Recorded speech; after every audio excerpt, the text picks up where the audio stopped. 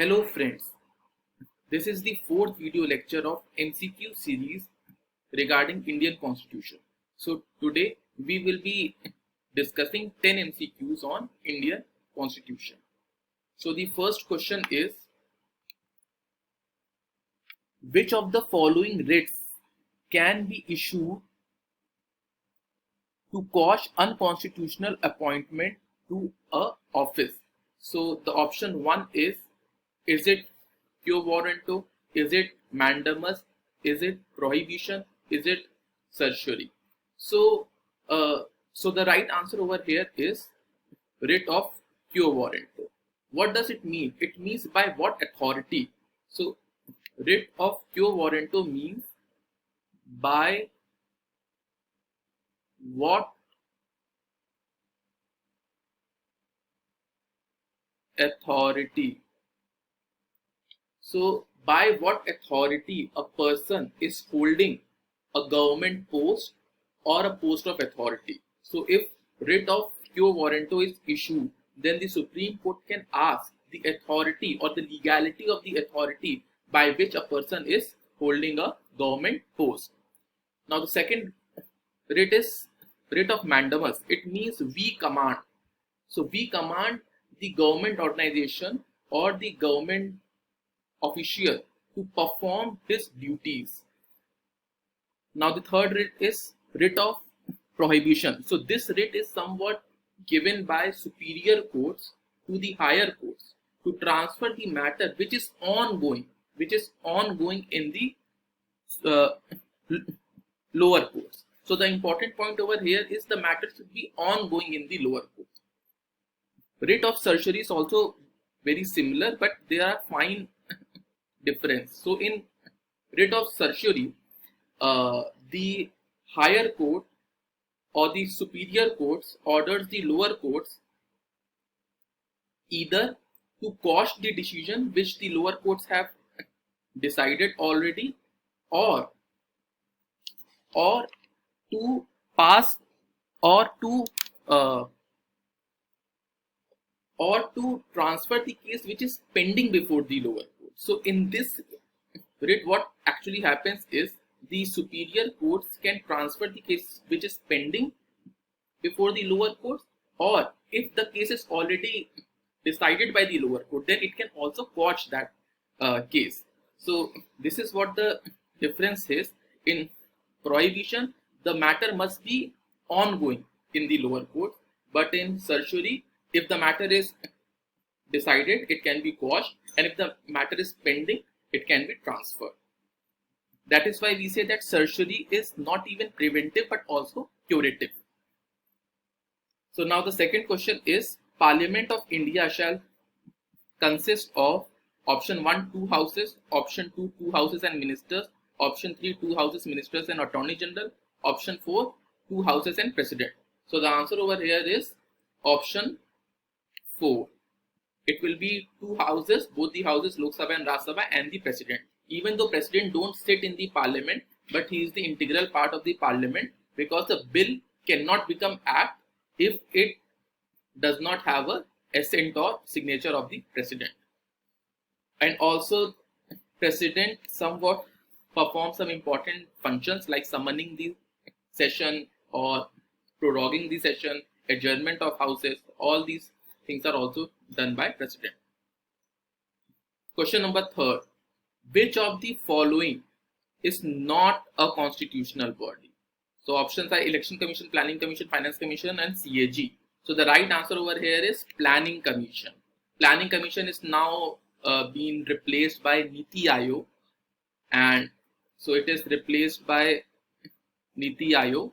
So these are non-constitutional bodies. It has such bodies are not mentioned in the Constitution. Election Commission is mentioned in Article 324. Finance Commission is mentioned in Article 280. CAG is mentioned in Article 148. Now we go to question number 4. Which of the following article was inserted by 98th Amendment Act 2012? So the right answer over here is Article 371J. So this 98th amendment was related to development of Hyderabad Karnataka region, in which 6 major districts of North Karnataka were there. Question number 5. The retirement age for a High Court judge. Option 1 is the same as the retirement age for a district judge, is the same as the retirement age for a Supreme Court judge, is lower than the retirement age for a district judge, is lower than the retirement age for a Supreme Court judge. So the answer will be option 4. It will be lower than the retirement age for a Supreme Court judge. Why? Because Supreme Court's judge retirement age is 65 and High Court judge retirement age is 62. So it is lower. And as far as district judge is concerned, it depends on state to state that what rules they have formed for the retiring age. So now even there were some talks to increase the age of Supreme Court judge and High Court judge, the retirement age, because there are so many matters pending and these judges, the experience of these judges can be utilized well. So there were news regarding, increasing the age of Supreme Court judge and High Court judges retirement age. Now the question number 6 is, habeas corpus literally means option 1, to produce the body, to produce the record, to produce the evidence, to produce the testimony. So the right answer over here is to produce the body. So this writ is generally issued if there is some unfair detention. It can be issued against both private and public bodies. Question number 7. The correct form of address for the President of India is option 1, His Lordship, His Honor, His Highness, His Excellency. So the right answer is His Excellency. Since this question was formed for 2011 DJS exam, but now in His Excellency has been removed. So now the form of address to the President of India can be simply Your Honor or Honorable President. So His Excellency has been removed now. Question number 8.